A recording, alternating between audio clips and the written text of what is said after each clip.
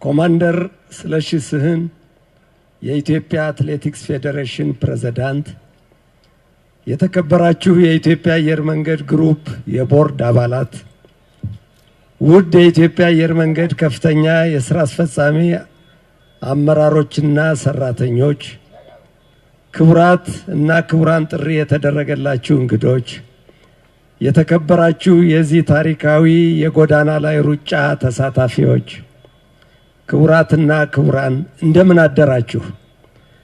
እንኳን ደህና መጣችሁ።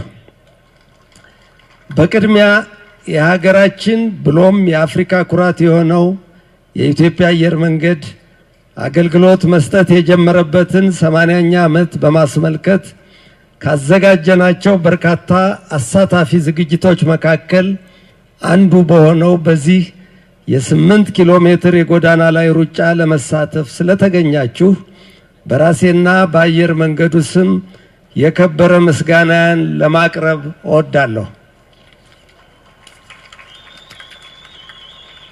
ይህ ታሪካዊ የጎዳና ላይ ሩጫ ውድድር ዓላማው የኢትዮጵያ አየር መንገዳችንን የ8 10 ዓመታት የስኬት ጉዞ ሀብሎ ስራ ከጀመርንበት ከዚህ በተለምዶ ኦልድ ኤርፖርት ተብሎ ከሚጠራው ስፍራ አሁን ዋና መስሪያ ቤታችን ወደሚገኝበት ቦሌ ዓለም አቀፍ አውሮፕላን ማረፊያ በማድረግ ለዘመናት የሚታወስ ደማቅ አሻራ ማኖር ነው።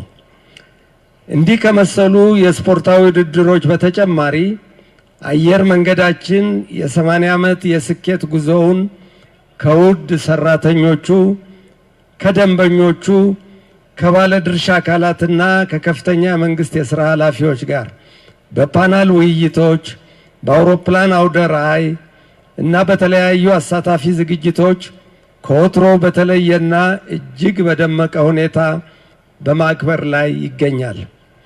እንደሚታወቀው መጋቢት 30 1938 ዓመተ ምህረት ከዛሬ 80 ዓመት በፊት በቁጥር 5 በሚሆኑ DC-3 በተሰኙ አውሮፕላኖች የበረራ አገልግሎት የጀመረው የኢትዮጵያ አየር መንገድ ዛሬ ላይ ዘመኑ የደረሰባቸውን እንደ ቦይንግ 787 እና ኤርበስ A350 የተሰኙ አውሮፕላኖች ባለቤት ለመሆን በቅቷል።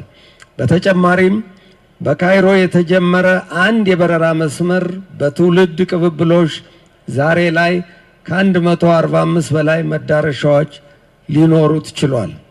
በአሁኑ ወቅት አየር መንገዳችን በአውሮፕላን ቁጥሮችና በመዳረሻዎች ብዛት ብቻ ሳይሆን በአውሮፕላን ጥገና፣ በካርጎና ሎጂስቲክስ አገልግሎት፣ በአቪዬሽን ትምህርትና ስልጠና፣ በደንበኞች አገልግሎትና በሌሎችም ዘርፎች በአህጉሪቱና በመላው ዓለም ላይ አርአያ በመሆን በየጊዜው እውቅናና ሽልማት በማግኘትም ከአፍሪካ ቀዳሚ መሆኑን አስመስክሯል።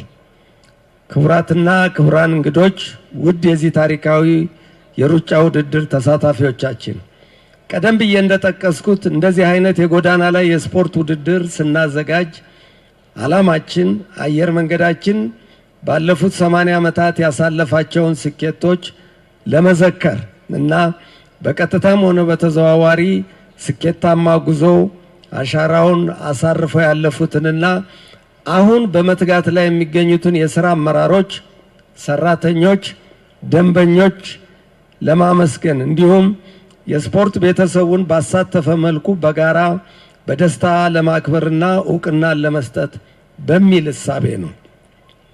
በተጨማሪም እንዲህ አይነት የጎዳና ላይ ስፖርታዊ ዝግጅቶች የዘመናት የበረራ አገልግሎት ስኬታችንና አህጉራችንን የተሻገረ በጎ ገጽታችንን ይበልጥ ለማጉላት የሚኖረው ፋይዳ ቀላል አይደለም። በዚሁ አጋጣሚ የአየር መንገዳችንን 80ኛ ዓመት በሚዘክረው በዚህ ታሪካዊ የጎዳና ላይ የሩጫ ውድድር ለመሳተፍ የመጣችሁ እንዲሁም ዝግጅቱን ያስተባበራችሁ አካላትን በሙሉ ከልብ የመነጨ ምስጋናን እያቀረብኩ መልካም የሩጫ ውድድር እንዲሆንላችሁ ከወዲሁ እመኛለሁ። አመሰግናለሁ።